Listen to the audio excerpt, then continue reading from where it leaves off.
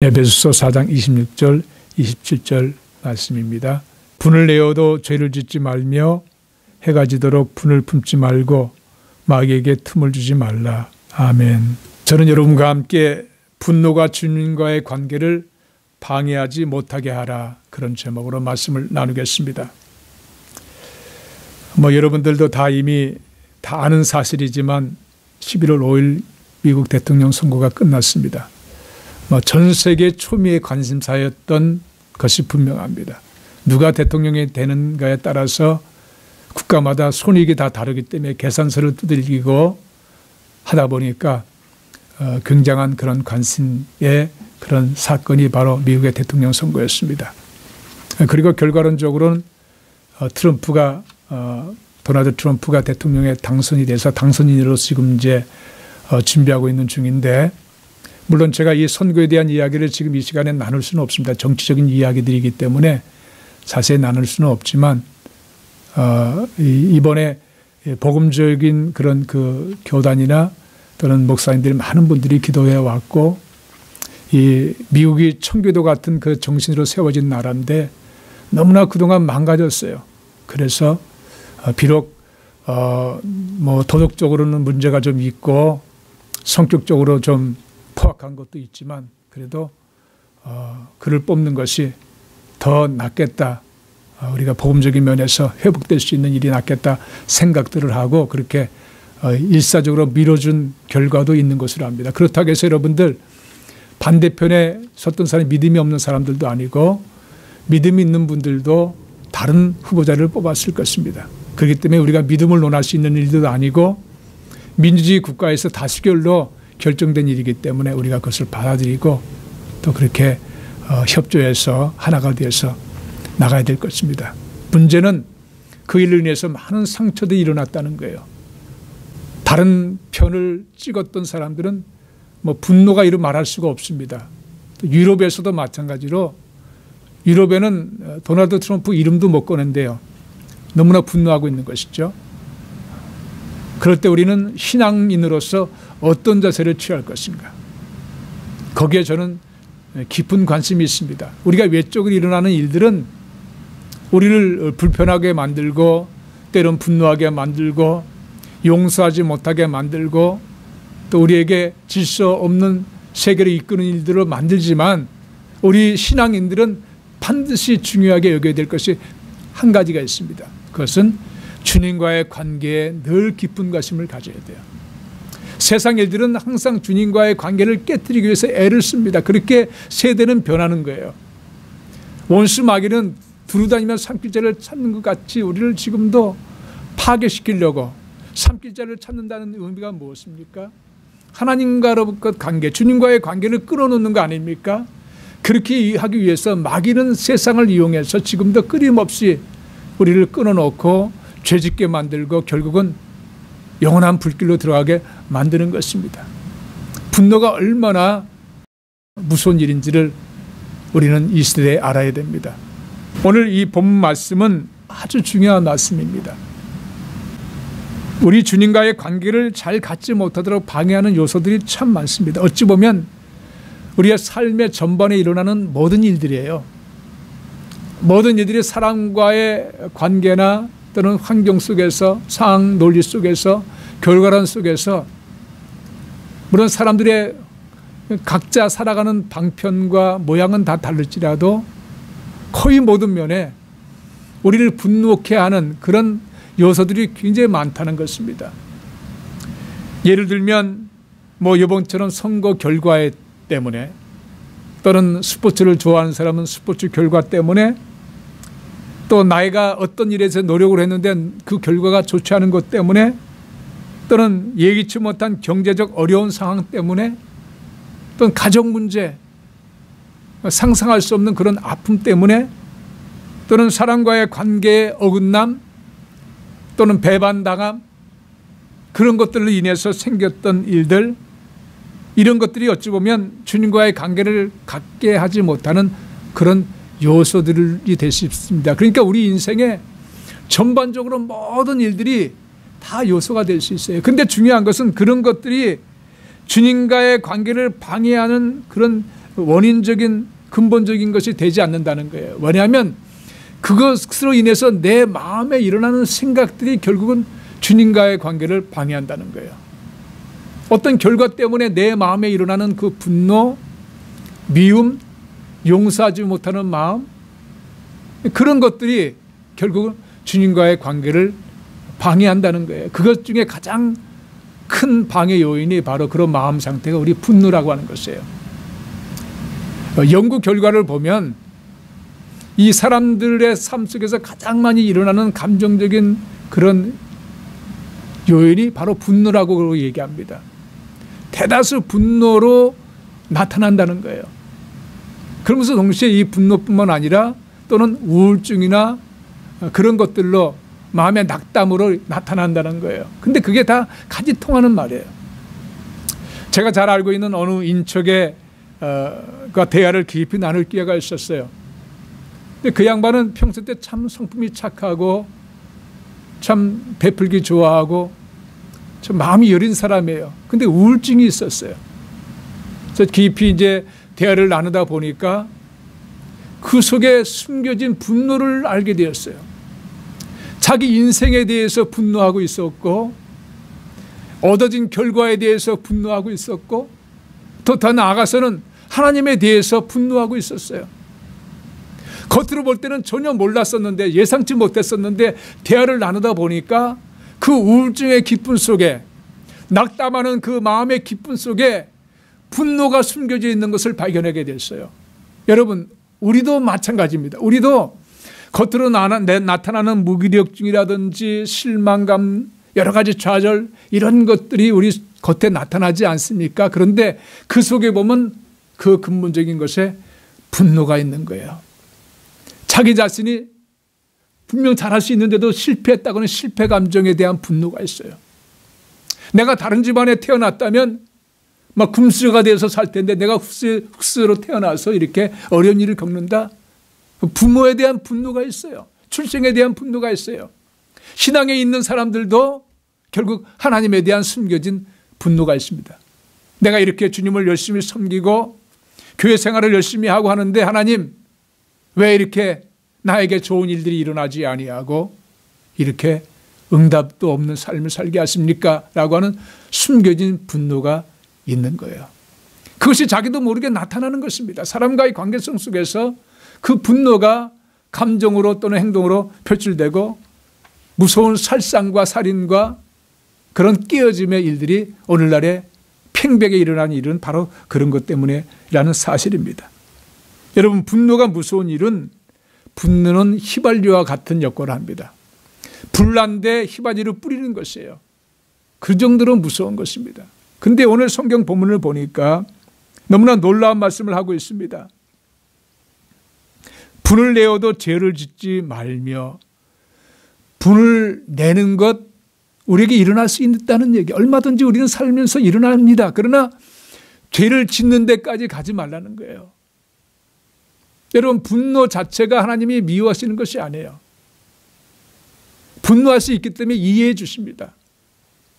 그러나 그 분노 때문에 죄를 짓는 단계까지 가서는 안 된다는 거예요. 왜냐하면 죄를 짓는 것은 하나님과 관계를 끊는 거거든요. 하나님을 갈라놓는 것은 뭔가 죄예요. 죄. 다른 것 때문에 갈라놓는 것이 아닙니다. 죄를 지을 때 죄가 하나님과의 관계를 끊어놓고 마는 거예요. 그래서 마귀는 어쨌든지 분노하게 만들어서 분노를 잘 절제하지 못함으로 인해서 어떤 사건을 만들게 되고 그래서 죄악에 빠지게 되는 그래서 주님과의 관계를 끊어버리는 그런 일을 하는 거예요. 그래서 분노가 무서운 이유가 바로 거기 있는 것입니다. 분노하면 내가 먼저 손해를 봅니다. 연구 결과에 보면 분노할 때 일어나는 일들 중에 뇌졸중이 굉장히 많이 일어난다고 그래요. 또 심장마비가 많이 일어난다고 그래요. 그건 이해를 할 수 있습니다. 예를 들면 여러분 분노하는 사람 보면 얼굴이 빨개지잖아요. 피가 막 꽉 치솟거든요. 그러니까 혈압이 높아져서 뇌졸중이 될 수밖에 없는 거예요. 여러분 분노를 사귀려면 시간이 많이 필요합니다. 그러니까 분노를 참으면 평안한 생활을 할 수 있는데도 불구하고 분노한 것 때문에 쓸데없는 시간을 낭비하는 꼴이 되고 많은 것입니다. 저는 제가 잊지 못하는 사건이 템파에 제가 거기서 사업을 하고 전도사로 교회를 봉사할 때 일어난 사건입니다. 저는 그것을 지금도 저의 삶에 부끄럽게 생각하고, 그리고 그것이 제가 분노할 만한 일이 날 때 참을 수 있는 그런 교훈이 되었어요. 그때 제가 템파를 내려가게 된 계기가 동서께서 가게를 거기다 이제 차려놓고 운영하려고 하다가 너무나 날이 더우니까 여름에 견디지 못하고 이제 버팔로로 올라오면서 저희 버팔로에 있었을 때 저희 보고 내려가서 그 가게를 운영하라고 부탁을 하시더라고요. 그 가게를 내가 동서한테 넘길 테니까 이제 그걸 통해서 재정적인 도움을 받고, 그리고 이제 교회도 섬기고 공부하면 얼마나 좋겠느냐. 그래서 저는 내려가서 템파에 내려가서 그 가게를 이제 주인으로 사장으로 운영하면서, 그리고 이제 매달 얼마씩 동서에게 그 가게 값을 갖게 되었어요. 그리고 교회도 섬기고, 그리고 신학교도 거기서 이제 다니면서 있었는데, 그때 이제 제가 다니던 교회에 담임 목사님이 떠나는 일로 인해서 새로운 담임 목사님이 오게 됐습니다. 이 부교육자들은 담임 목사님 오면 그 자리를 떠나게 되거든요. 그래서 저도 이제 새로운 목사님이 오셨기 때문에 그 교회를 떠나게 됐고, 그러고 나서 이제 얼마 안 있다가 템파 감리교회 그 당시 최연 목사님, 은퇴를 남겨놓은 얼마 남지 않은 그 목사님이 저를 직접 찾아오셨어요.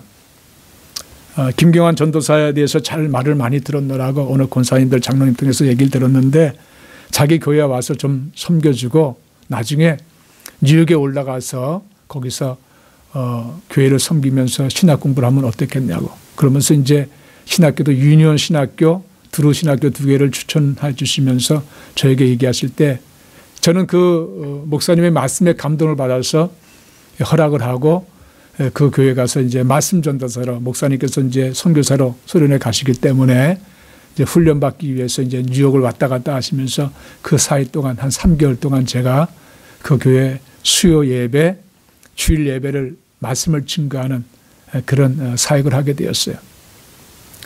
수요일 날 그날 뜻하지 않은 일이 발생하게 됐습니다. 버팔로에 있는 동서가 가게를 갑자기 팔아버린 거예요. 저에게 한마디의 상의도 없이 팔아버린 것입니다. 물론 구두적으로 그냥 언약을 맺은 거기 때문에 계약서는 없는 것이죠. 그렇게 믿고 제가 운영하고 있었는데 갑자기 팔아버린 거예요. 아마 돈이 많이 아쉽고, 또 본인도 또 나에게 맡겨놓으니까 또 여러 가지 불편한 면도 있었는지 모르겠지만 어쨌든 갑작스럽게 상의도 없이 팔아버렸어요. 제가 너무너무 화가 났습니다. 이런 사람이 어디 있는가? 세상에 이렇게 부도덕한 사람이 있는가? 신뢰를 깨뜨리는 사람이 있는가? 제가 너무 화가 나서 견딜 수가 없는 거예요. 그래서 제가 전화를 해서 따졌습니다. 좀 화를 냈습니다. 그날 저녁에 수요 예배인데 도무지 강단에 설 수가 없는 거예요. 그래서 제가 최연 목사님께 연락을 드려서, 목사님 제가 이러이러인 일을 해서 제가 너무 분이 나서 견딜 수가 없어. 또 동서에게 화를 내기도 했는데 제가 이런 감정으로는 도무지 설교 단상에 설 수가 없습니다. 용서해 주십시오. 그랬더니 그 목사님이 아주 간절히 부탁하시는 게, 김전도사 좀 그거 마음을 내려놓고 그냥 참고 올라가, 그러시더라고요. 근데 제가 도무지 올라갈 수가 없는 거예요. 그래서 내가 목사님 도무지 안 되겠습니다. 그렇게 해서 이제 양해를 구하고 끊었습니다. 근데 그날 밤에 너무너무 눈물이 나고 회개가 되는 거예요. 분을 참지 못한 것에 대해서 너무나 가슴이 아프고, 하나님께 죄송하고, 또 목사님께도 죄송하고, 제 자신이 너무나 부끄러운 거예요.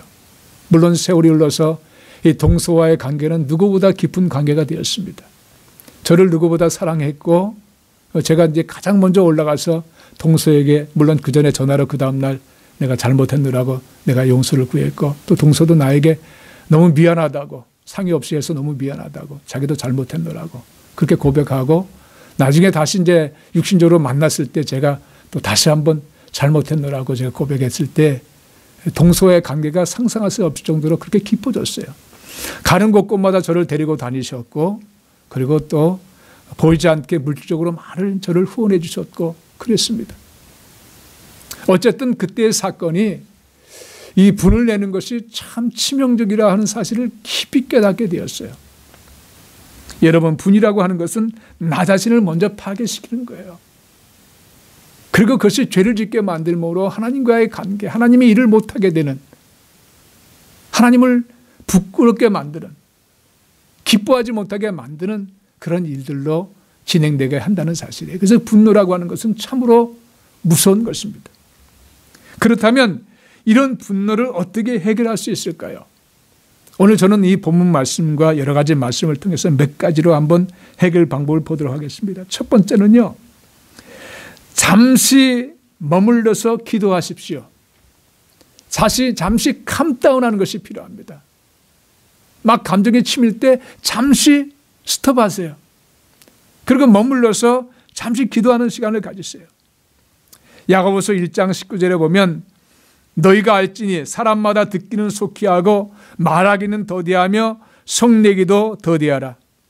Slow to become angry라고 되어 있어요. 화내는 것을 천천히 하라는 거예요.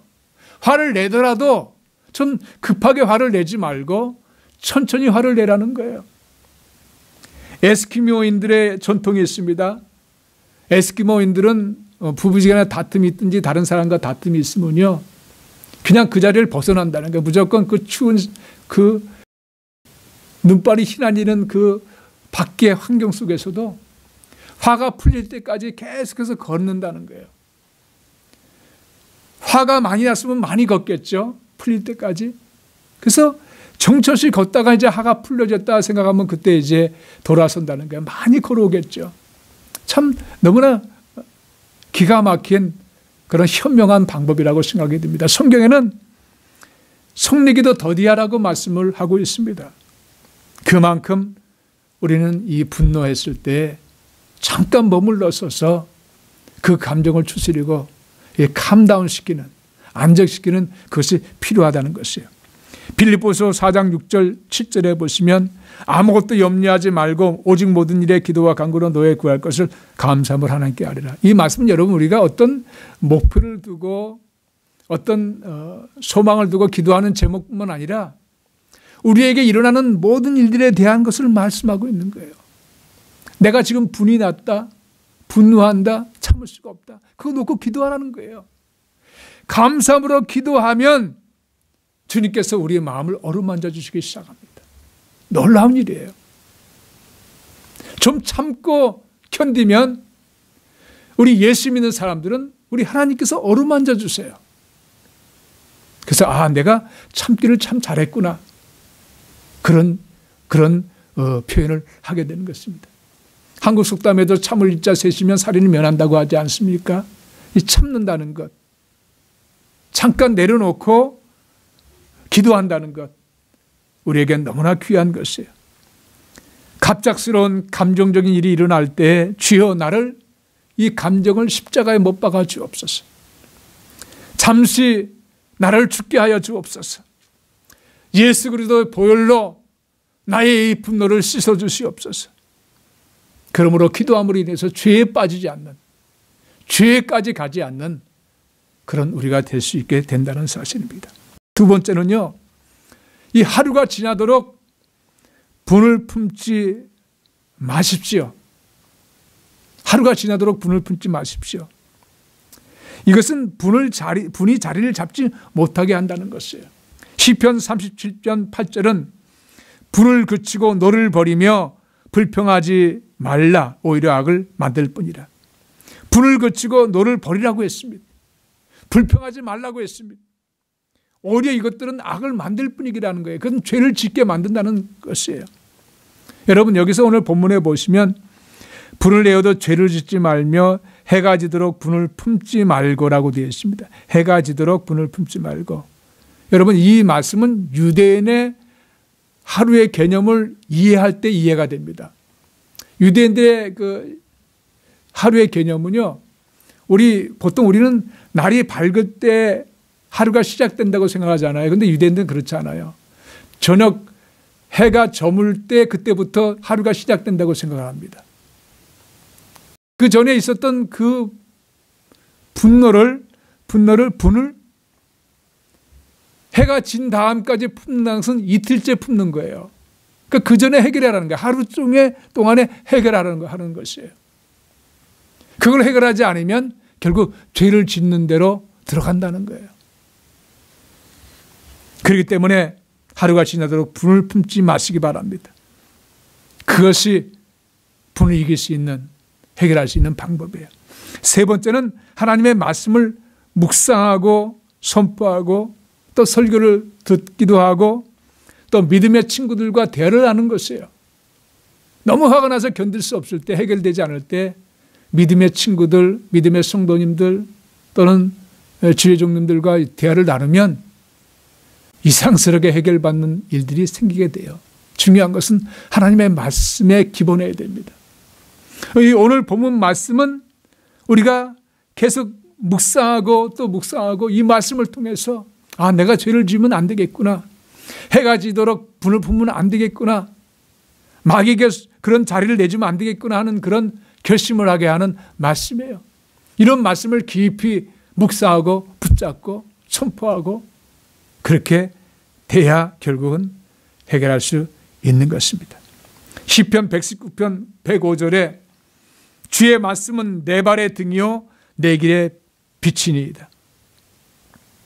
주의 말씀은 발의 등이 되시고 내 길의 빛이 되어 주십니다. 이 분노의 어두움을 사라지게 만들어 버리세요. 그러므로 말씀으로 우리는 돌아서는 그런 시간을 가져야 됩니다. 마지막 네 번째는 주님께 내려놓으십시오. 맡기십시오. 여러분, 베드로가 기록한 그런 책을 베드로 전서 후서를 보면 제가 마음에 감동되는 것은 그는 결혼에 대한 이야기를 할 때도 결혼했던 사람이기 때문에 그 말이 더 신뢰성이 갑니다. 그리고 주님을 가장 가까이서 모셨던 그런 분이었기 때문에 그분의 성령에 감동된 기록이지만 그 성경 말씀이 더욱더 이렇게 마음에 와닿고 그렇습니다. 베드로전서 2장 23절에 베드로는 이렇게 말합니다. 예수님에 대해서 직접 본 예수님에 대해서 이렇게 기록하고 있는 거예요. 욕을 당하시되 맞대어 욕하지 아니하시고 고난을 당하시되 위협하지 아니하시고 오직 공의로 심판하시는 이에게 부탁하시며, 그때 부탁하시며 라고 하는 말이 너무나 중요한 것입니다. 예수님은 분낼 만한 일들을 당하셨습니다. 모욕을 당하시고 수치를 당하셨습니다. 큰 군대를 불러서 그 일을 해결하실 수도 있었습니다. 그런데 그분께서 십자가를 짊어지셨어요. 그러면서 그런 것들이 결국 예수님께서 분낼 만한 일들을 결국 우리 하나님께 맡기셨다는 거예요. 그러셨기 때문에 예수님께서 우리에게 부탁하십니다. 마태복음 11장 28절에 수고하고 무거운 짐진 자들아 다 내게로 오라 내가 너희를 쉬게 하리라. 다 내게 오라고 했어요. 무거운 짐이 뭡니까? 때론 분노의 짐이 너무너무 무거운 거 아니겠어요? 그 분노의 짐을 주님께 내려놓으라고 부탁하신 거예요. 자기 자신이 하나님께 내려놓고 맡기셨듯이 우리에게도 이런 맡김을 요청하고 계신 것입니다.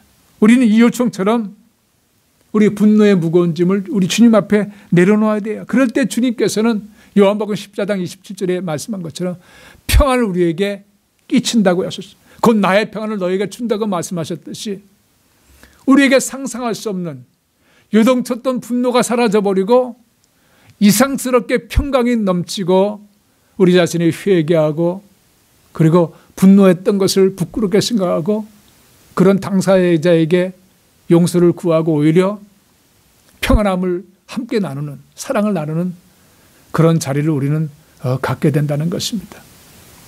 너무나 놀라운 그런 말씀인 것을 깨닫게 됩니다. 시편 37편 5절에 내 길을 여호와께 맡기라. 그를 의지하면 그가 이루시고 내 이유를 빛같이 나타내시며 내 공의를 정오의 빛같이 하시리로다.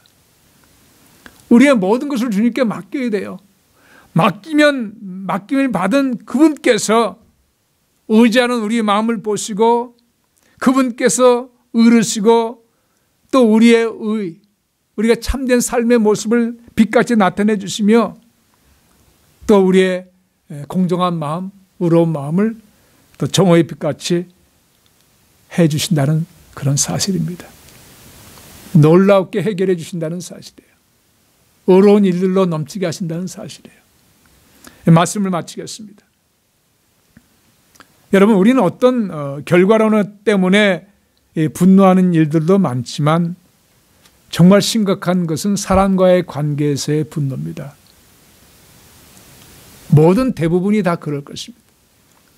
사람과의 관계에서 믿었던 사람이 배반하고 엉뚱한 이야기를 하고 또 바라던 모습이 되지 않을 때에 그때 실망하고 급비하는 그쪽에서 혹시나 손해적인 일을 행할 때 분노하게 되고 그렇습니다. 제가 간증을 하나 더 하고 말씀을 결론 짓겠습니다. 제가 뉴저지에서 목회를 하면서 뉴욕으로 교회를 옮기게 됐습니다. 그래서 뉴욕에 있는 교회 건물을 하나, 뉴욕에는 뭐 건물들이 자체 교회당 건물이 아니고 이런 상가들을 이제 빌려서 예배 드리는 데가 참 많습니다. 자체 건물을 빌리다는 것은 하늘의 별 따기죠. 근데 마침 우리 교단에 속했던 목사님이 교회를 잘 꾸며놓고 이제 렌트를 한 거죠. 월세를 내면서, 그 당시에 적지 않은 돈입니다. 월세를 내면서 교회를 잘 운영하고 계신 분인데 교회가 어려움이 겪은 바람에 저희에게 그 교회를 넘기게 됐어요. 저도 어렵게 돈을 준비해서 교회 돈들 털고 또 은행에서 또 융자도 받아서 이제 인수인계를 하는 곳으로 그렇게 이제 목사님께 돈을 갖다 드리고 그렇게 이제 그 교회를 인수인계하게 됐어요. 그래서 인수인계를 받는 그 날짜에 이제 저와 교회 한 분과 함께 가게 됐습니다. 근데 대화를 나누는 중에 이상스러운 분위기가 감지되는 거예요. 모든 대화를 그 목사님과 나눴거든요. 근데 장로님을 눈치를 보면서 이 목사님이 이상스럽게 횡설수설 하시면서 거짓말을 하시는 거예요.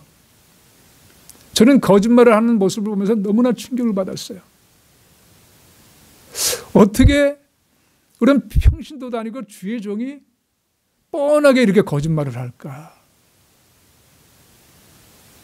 분노가 치미는 거예요. 이 교회를 제가 인수인계하는 것을 떠나서 그 인격 자체, 그 모습 자체의 환멸을 느끼면서 너무나 분이 나는 것입니다. 근데 참을 수 있었던 것은 템파에서의 체험 때문에 그랬어요. 그때의 부끄러움, 그 결과론을 제가 알기 때문에 그래서 내가 여기서 분을 내면 안 된다. 속으로 그냥 기도하면서 참으면서 옆에 있는 분도 뭐 분이 나서 견딜 수가 없었죠. 제가 강력히 얘기했습니다. 목사님 분명하게 이러이러하게 약속을 하셨고 우리는 그 돈을 지금 드렸고 장로님한테 말씀 안 하신 것 같은데 우리는 분명히 이렇게 했습니다. 증인이 또 옆에 있습니다. 장로님한테 사인 계약서 지금 쓰시고 사인하십시오. 우리는 그 돈을 분명 드렸습니다. 목사님이 아무 말도 못하는 거예요. 그 말에 대해서. 거기까지는 자기가 거짓말을 할 수 없는 거예요. 돈 받은 것에 대해서. 그리고 그렇게 약속한 것에 대해서. 그날 바람이 물쩍 부는 날이었습니다. 지금 생생히 저는 그 날을 기억하고 있어요. 여러분, 목사 믿지 마세요. 장로 믿지 마세요. 어떤 사람도 믿지 마세요. 단 사랑하십시오. 용서하십시오. 긍휼히 여기십시오. 여러분, 사람은 믿음의 대상이 아니에요. 사람은 부족한 거예요. 언제 어떻게 변화될지 몰라요. 본의 아니게 거짓말할 수도 있어요. 저는 그것을 얼마든지 인정해 줄 수 있습니다. 중요한 것은 회개할 수 있는 시간을 가져야 됩니다. 잘못했다면, 그 자리에 실수했다면 그것을 인정하고 고백한다면 얼마나 용기 있는 사람입니까? 그 목사님은 결국 그 일을 안 하셨어요. 그냥 피하셨어요. 부끄러우니까 피하셨어요. 만약에 김 목사님 내가 미안합니다. 환경이 이렇게 돼서 그냥 장로님이 계셨기 때문에 본의 아니게 그렇게 했습니다. 한마디만 했었더라면 아마 좋은 관계가 됐을 거예요. 좋은 관계를 끊어버리는 사람. 그런 일들이 얼마나 가슴 아픈 일입니까? 에베소 4장 31절 32절에 이렇게 말합니다. 너희는 모든 악독과 노함과 분냄과 떠드는 것과 비방하는 것을 모든 악의와 함께 버리고 서로 친절하게 하며 불쌍히 여기며 서로 용서하기를 하나님이 그리스도 안에서 너희를 용서하신 것 같이 하라. 여러분, 어른 이 마음을 가져야 된다는 거예요. 주님께 맡겨야 됩니다. 마태복음 6장 33절을 결론으로 제가 말씀을 끝냅니다. 그런즉 너희는 먼저 그의 나라와 그의 일을 구하라. 그리하면 이 모든 것을 너희에게 더하시리라. 여러분, 이것은 주님과의 프라이어리티, 관계성을 말씀하고 있는 말씀입니다. 모든 핵심은 바로 주님과의 관계를 가장 먼저 갖는 거예요. 그것을 깨트리는 어떤 일도 우리는 용납해서는 안 됩니다. 주님을 향해서 예배 드리려고 하는데 예배를 방해하는 일이 있다? 뭐 어떤 일들로 해서 화가 나서 내가 교회를 못 가게 되는 일이 생겼다? 여러분, 그 일을 예수 이름으로 꾸짖고 방해하지 못하도록 교회에 가야 됩니다. 주일 성수해야 됩니다.